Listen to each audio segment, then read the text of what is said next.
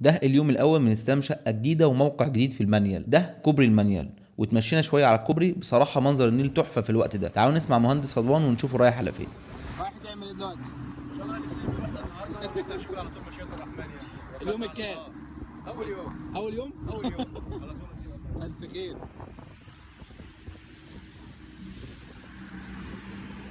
دي العماره اللي هنشتغل فيها، وهناك كده مسجد صلاح الدين. المسجد بصراحه شكله تحفه وتفاصيله هوريها لكم كمان شويه لما ننزل نصلي. خلي بالكم المانيال بيبقى زحمه جدا، بالذات المكان اللي احنا فيه ده. احنا بنركن اصلا بالعافيه، هيبقى صعب قوي في موضوع التشوينات وازاله ناتج المخلفات اللي هتنزل من الشقه. ركبنا الاسانسير ومش متخيل هو صغير قد ايه. انتوا شايفين حتى السلم قد ايه؟ ربنا موسعها عليكم، ما تكبروا الاسانسير شويه. دخلنا الشقه وحاتم كان بيكسر بهيلتي فما كانش سامعنا واحنا بنخبط.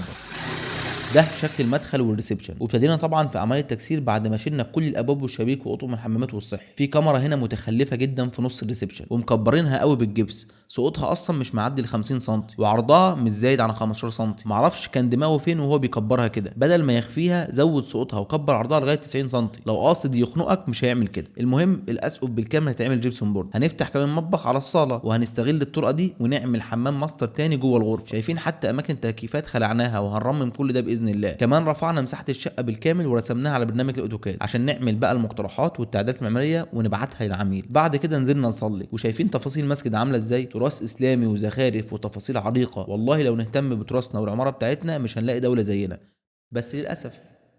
سلام.